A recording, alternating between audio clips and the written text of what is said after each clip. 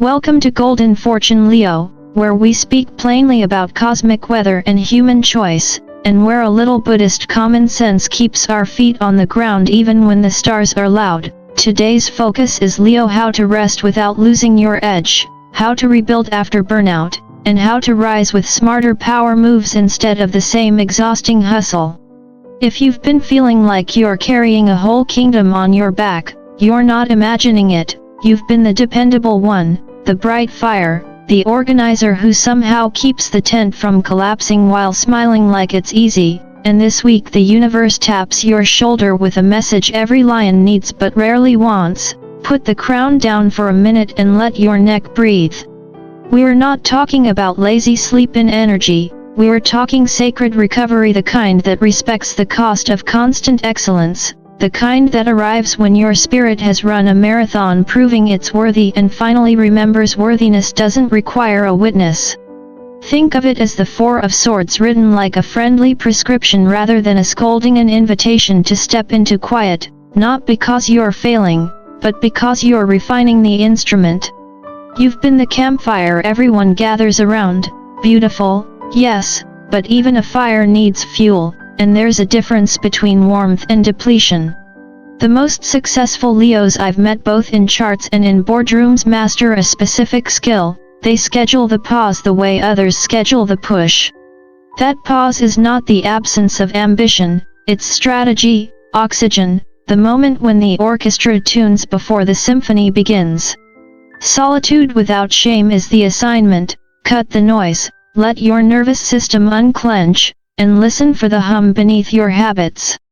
Maybe you've been trying to fix everyone's weather, which is generous but meteorologically impossible. Let people carry their own umbrellas for a few days.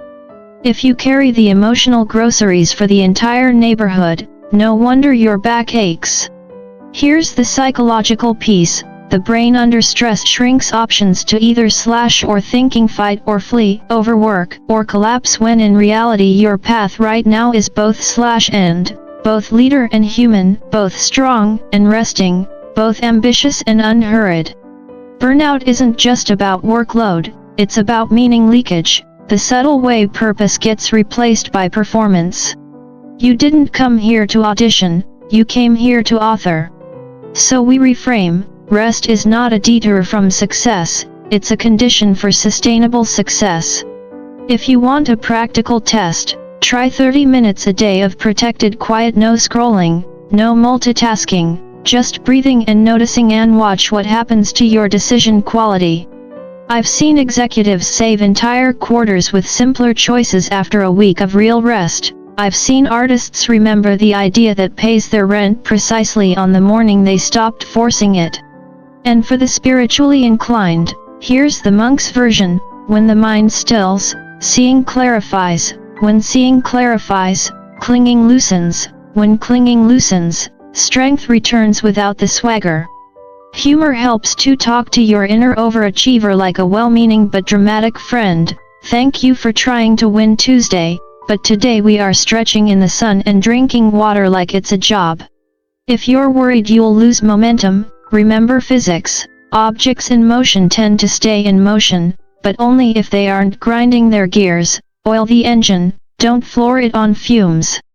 And if a voice in your head insists you must do more to deserve the nap, tell it this from an old researcher who has watched many proud Leos learn the same lesson: the nap is part of the work. Because when you rise this time, and you won't be roaring out of panic, you'll be speaking with calm authority, which is the rarest power in any room.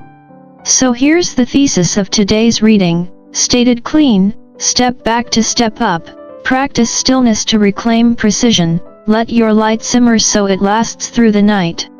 The story is not pausing while you heal, greed is an old story with new disguises, and this week, Leo, you're starring in a reminder about its subtler forms. When the cards say beware of greed, they're not accusing you of hoarding cash or plotting a corporate coup. They're pointing to something more nuanced: an overconsumption of validation, attention, or even ambition itself. It's that restless hunger for just one more compliment, one more proof that you're still the reigning monarch of whatever room you walk into. The irony, of course, is that everyone already knows you are. But there's always that one person lurking in the background, the colleague or friend who wants to bask in your glow without having done the work, and your generous nature, noble, loyal, incurably warm, lets them. You give until the balance tips from generosity to depletion.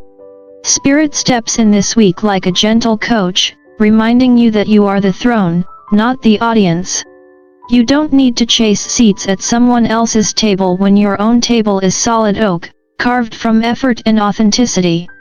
Leadership isn't about accumulating followers, it's about commanding respect through presence. And presence requires energy. If you've been burning at both ends, running a team, keeping a home, managing everyone's emotional weather, you may notice your crown starting to tilt. The universe suggests something radical: lead from rest, not exhaustion. Power without reflection becomes arrogance, power without pause becomes paranoia. The real mark of maturity isn't how loudly you command, but how calmly you adjust your own pace. A wise lion doesn't roar at every echo, sometimes it simply watches and lets the forest quiet itself. Then there's the other anxiety that prowls your night's money. For Leos, abundance is emotional before it's financial. When you feel respected, opportunities multiply. The Empress card appearing here isn't an invitation to hustle harder, it's an assurance that your earlier efforts are ripening. You've already sown seeds of skill and integrity, they are sprouting now in the form of recognition, subtle opportunities, and new confidence. The trouble is that modern life trains us to dig up the soil every week to check progress, and that's how we ruin our own harvest. The Empress teaches patience, faith in timing, and the art of nurturing rather than forcing. The Eight of Swords, on the other hand, warns that your fears of scarcity are mental cages, not real walls. You are not trapped, you are tired. And there's a difference. Rest doesn't block prosperity, it clarifies it. Most creative and financial breakthroughs happen not in panic, but in pauses when the nervous system finally has room to think again. If you're self-employed, creative, or building something on the side, now is the moment to re-examine your vision. Branding, direction, the why that once lit your ambition, all of it needs a breath of honesty. Success built on frantic noise doesn't last, success built on clear identity does. The Six of Wands, Leo's card of visibility and earned applause, suggests your next win will come from authenticity, not performance. If you're doubting whether your work or your voice still matters, remember that the world often catches up to what Leo saw first. Patience is not passivity, it's rhythm. The truth is, in the year of triumph 2025, the recognition arriving for you won't look like sudden fame, it will look like quiet solidity, the relief of finally seeing the external world mirror what you've always known inside. It's that deep exhale after years of underwater effort, when you surface and realize the shore was closer than you thought. From a psychological angle, this period speaks to the difference between drive and compulsion. Drive expands, compulsion constricts. You thrive when your ambition serves a purpose larger than ego, when you're building, teaching, or leading because it fulfills your nature, not because it proves your worth. Buddhism calls this right intention, the discipline of doing without clutching. Western therapy calls it healthy detachment. Either way, the message is the same: less grasping, more grace. You don't have to turn every dream into a measurable result to justify your fire. Some of your best ideas need silence to incubate. And humor, yes, you'll need it. Laugh at your own royal impatience. When you catch yourself checking your email at midnight, whisper, "Ah, the Emperor of Overthinking returns to the battlefield." Smile and shut the laptop. When the voice in your head says, "Work harder, they're catching up," answer with, "Then let them sweat, I'm rebuilding my empire on a full night's sleep." That mix of wit and wisdom is your armor. Because the universe doesn't reward burnout, it rewards alignment. The next chapter of your career and money story isn't about acquiring more, it's about remembering that you already have enough to build the life you want. So beware of greed, not because wanting is wrong, but because wanting without awareness blinds you to what's already blooming. Step back from the endless chase, look around, and notice how much of what you once prayed for is already here, quietly asking to be enjoyed. Reclaim your throne not by fighting for it, but by sitting back in it with the posture of someone who knows they belong there. The true Leo doesn't hustle for the crown, they remember it was never taken away. Love, that endlessly rehearsed play where no one ever remembers their lines, arrives this week with a Leo-sized plot twist. For the single lions, your script splits into two parallel storylines. One involves the thrill of something new, an electric connection that feels like being seen for the first time in a long time. The other feels deeply familiar, like a song you used to hum before life got complicated. The tarot places Justice and the Hierophant on stage, not as rivals but as mirrors. Justice stands for karmic equilibrium, that quiet sense that the universe is giving you someone who challenges your emotional reflexes and reminds you of how much you've grown. The Hierophant, however, represents the comfort of tradition and the tenderness of routine, the person who doesn't excite your nervous system so much as steady it. You might be tempted to label one the right choice and the other the safe choice, but that would be too easy. In truth, both carry lessons written in your own handwriting.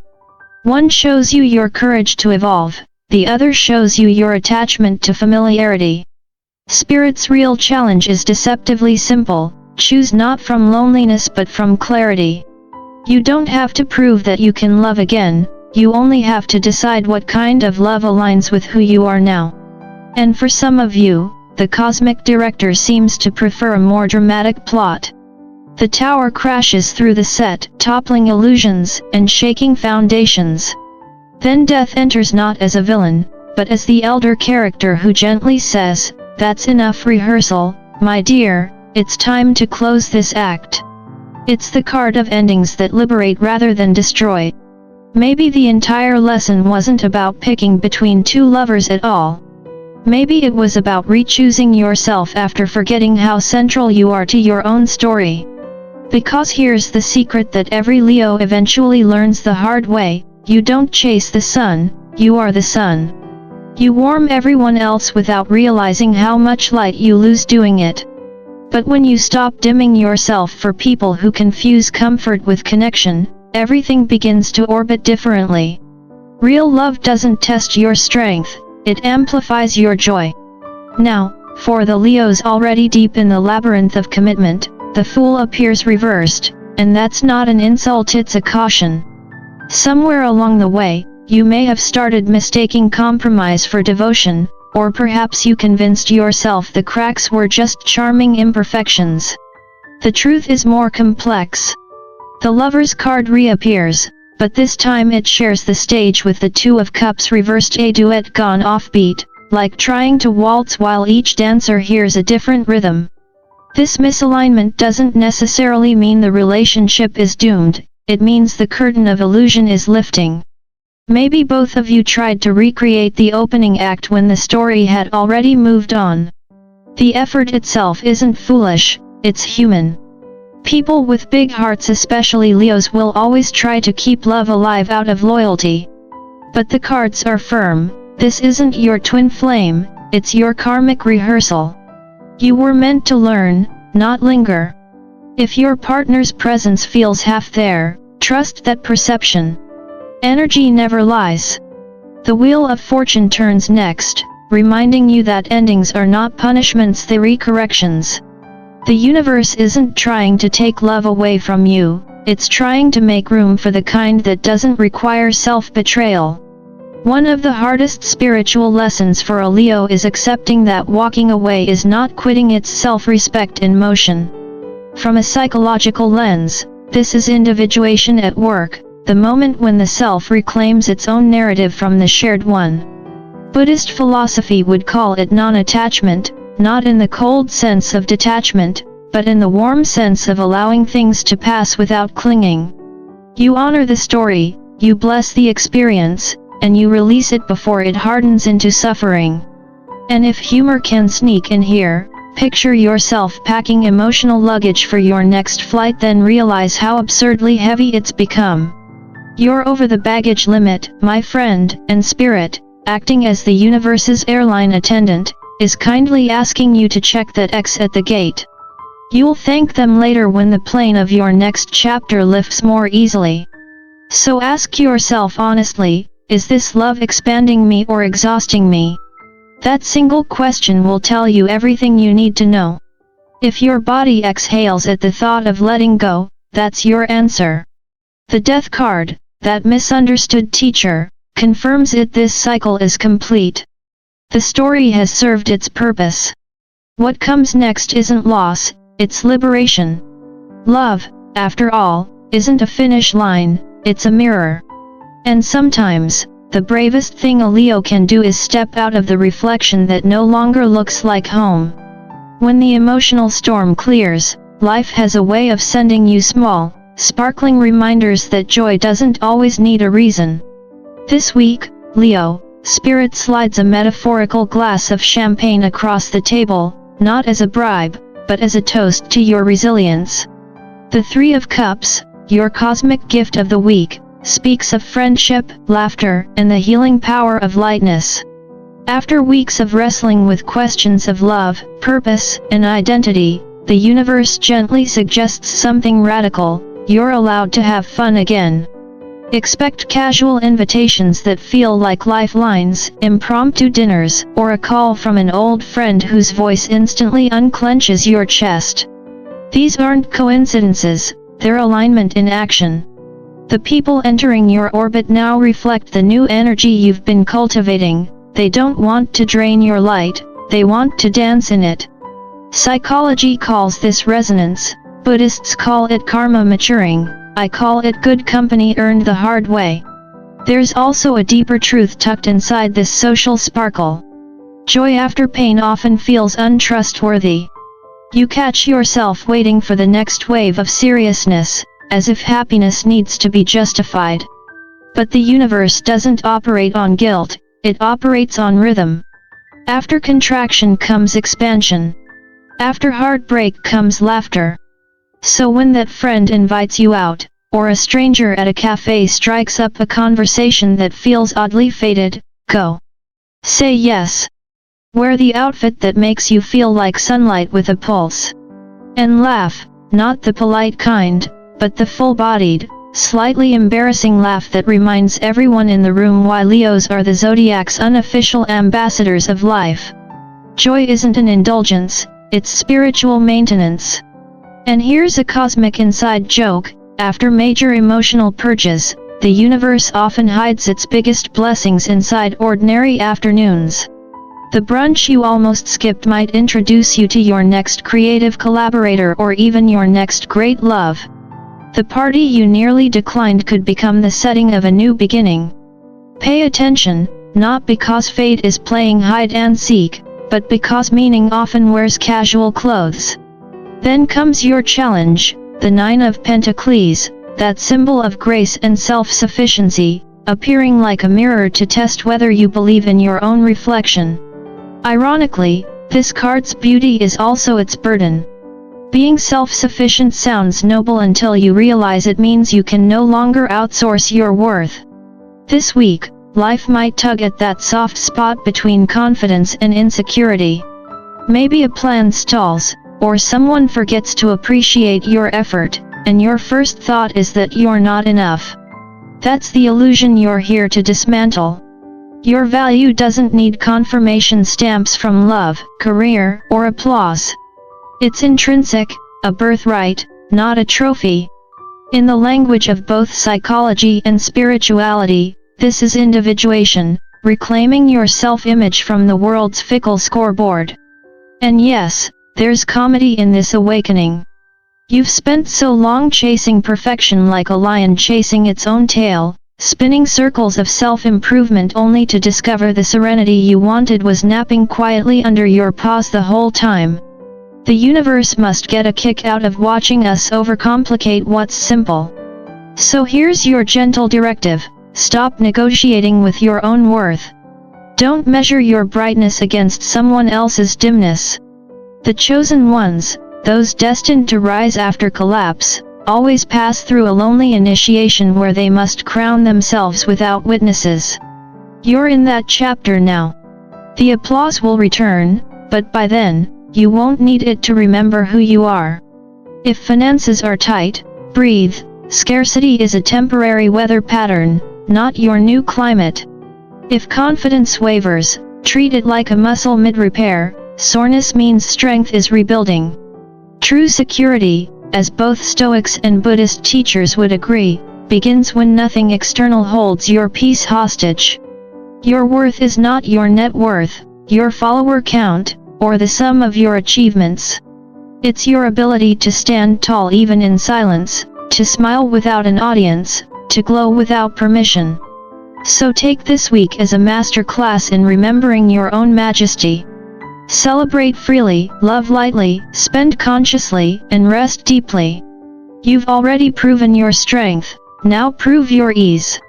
The real miracle isn't that you can rise again, it's that you can finally stay standing without needing anyone to notice. Spirit's guidance this week arrives not as thunder, but as clarity, two images that speak volumes to the Leo heart, the Ten of Wands and the Birdcage. Together, they describe a truth every Leo eventually has to wrestle with, the thin, nearly invisible line between carrying responsibility and carrying captivity. You've been hauling too much, not only the visible weight of your duties but the invisible baggage of emotions that were never yours to begin with.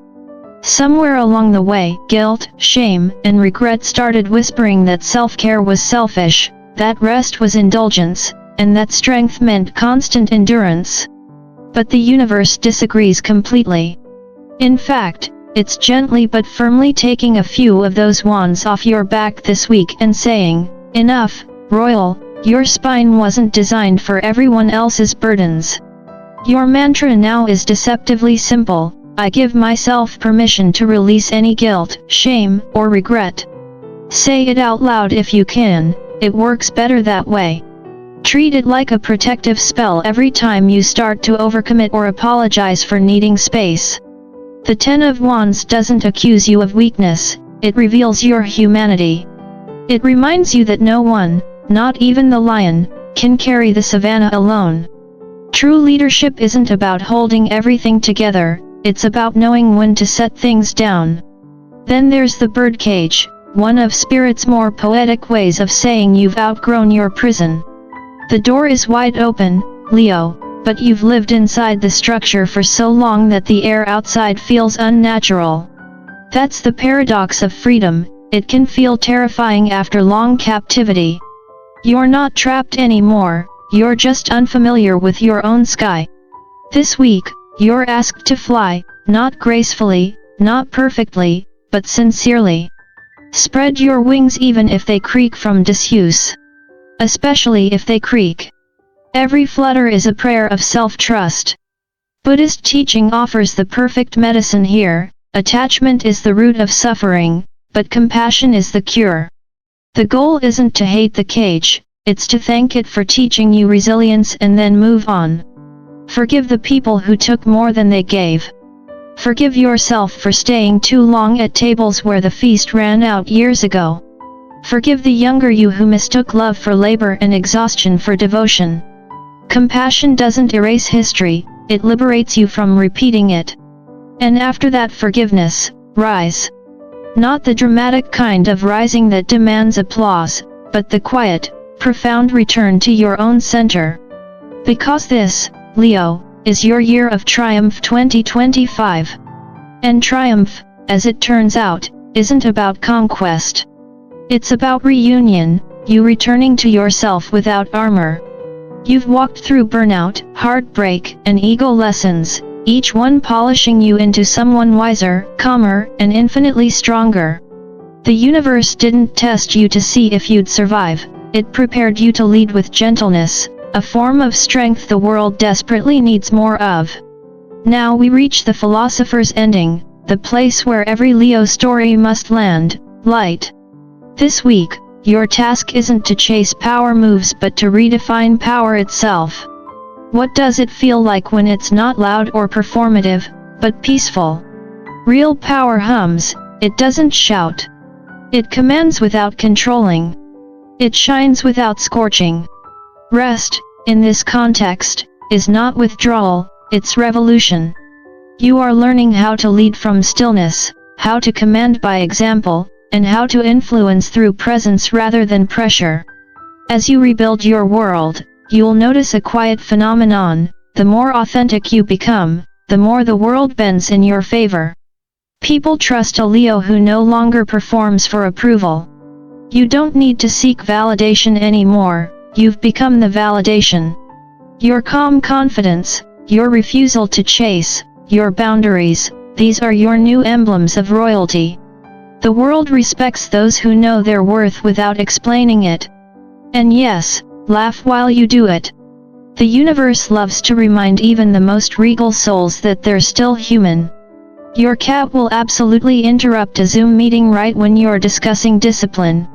Your morning coffee will spill on that shiny I Am Abundance notebook, just to prove abundance sometimes means buying another one.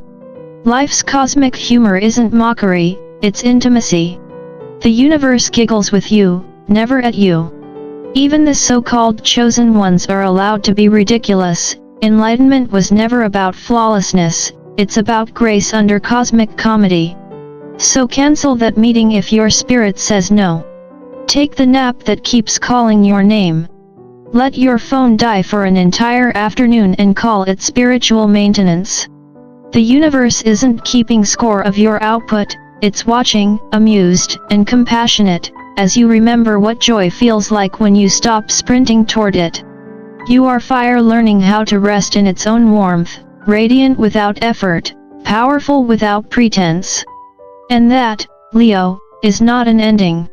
It's the threshold of your comeback season. The real victory isn't that you've survived what others couldn't, it's that you can finally live without needing survival as your identity. Welcome to your year of triumph 2025, the year where rest becomes your greatest strategy, healing becomes your style, and peace becomes your loudest roar. So take a deep breath, lift your head, and let life meet you halfway. You've earned this new rhythm. You've earned this softer crown. And before you go, if this message resonates with your heart, remember to support this community of light, like the video, share it with a friend who needs a reminder to let go, and subscribe to Golden Fortune Leo. Your story, like your sign, is far from over. It's only just beginning, brighter, freer, and finally on your terms.